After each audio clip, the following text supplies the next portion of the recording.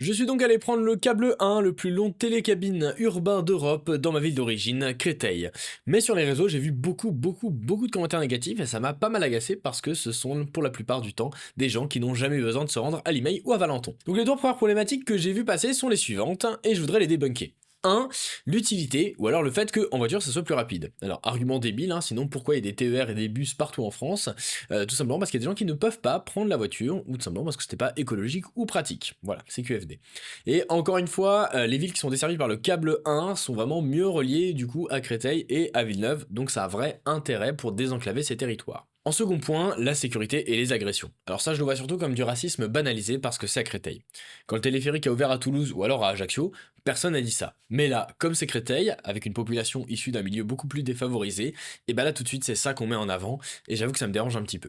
Et enfin pour ce qui est de la sécurité des femmes, alors je sais que j'ai moins de légitimité à en parler vu que j'ai un passing plutôt masculin, mais je vais quand même donner mon avis. Vu la présence importante des agents à chaque station qui s'assure que tout va bien, et également des caméras et des boutons d'appel à bord, alors oui ça évite pas le danger mais ça reste quand même un petit peu dissuasif, je pense sincèrement que ça reste quand même moins dangereux que de prendre le métro tard par exemple, ou le noctilien.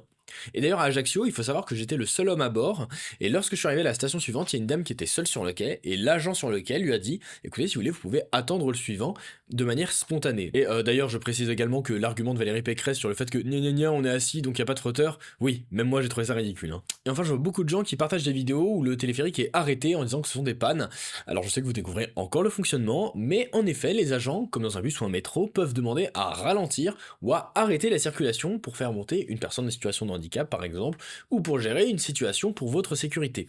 Donc voilà, ça veut pas dire qu'il est en panne, ça veut juste dire que les agents ont décidé de le mettre en pause. Peut-être que je me trompe sur l'un de ces points, mais ça sera seulement le temps qui pourra nous le dire. Donc je propose qu'on arrête de descendre cette nouvelle initiative de la région et qu'on attende de voir ce qu'il en sera plus tard. Et enfin, un petit point bonus, la vue est très jolie quand on est en haut, donc voilà, pour le spotting d'ailleurs c'est génial, on a un beau point de vue sur la LGV.